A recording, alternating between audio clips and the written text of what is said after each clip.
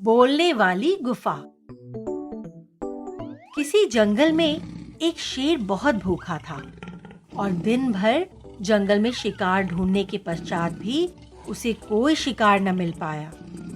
फिर रात्रि होने से पहले अर्थात शाम के समय उसे एक गुफा दिखाई दी। उसने उस गुफा को देखते ही अपने मन में विचार किया कि यदि मैं इस गुफा के अंदर अभी चला जाऊं तो निश्चित रूप से रात्रि के समय में यहाँ कोई न कोई जानवर अवश्य आएगा और मैं उसका शिकार बड़ी आसानी से कर सकूंगा।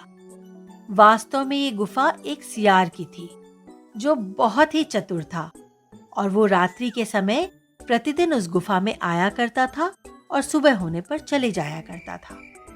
जैसे ही रात्रि हुई, सियार प्रतिदिन की तरह उस गुफा के पास आया और उसने शेर के पैरों के निशान देखे जो गुफा के भीतर जाने के थे, परंतु शेर के गुफा से बाहर आने के पैरों के निशान जमीन पर नहीं दिख रहे थे।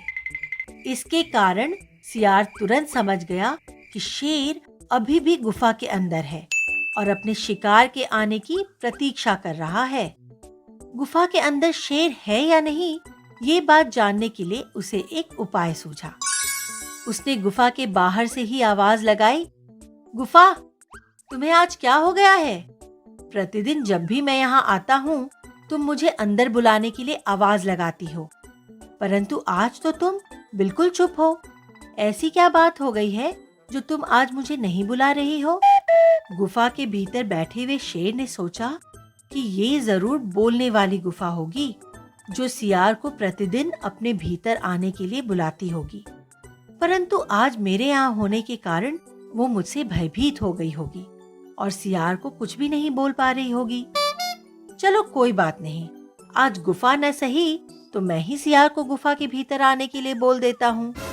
इतना सोचने के बाद शेर ने जोर से आवाज लगाई, आ जाओ सियार, गुफा के अंदर आ जाओ, मैं तो तुम्हारी ही प्रतीक्षा कर रही थी। शेर के इतना कहते ही सियार समझ गया कि गुफा के भीतर शेर बैठा है जो उसके गुफा के अंदर पहुंचते ही उसे मार डालेगा। सियार वहां से तुरंत तेजी से 9-2-11 हो गया और इस प्रकार सियार ने अपनी बुद्धि का प्रयोग करके शेर से अपनी जान बचा ली। बच्चों, इस कहानी से हमें ये शिक्षा मिलती है कि मुसीबत सामने पाकर दुखी होने के बजाय अपनी अक्लमंदी से उससे दूर ही रहना चाहिए।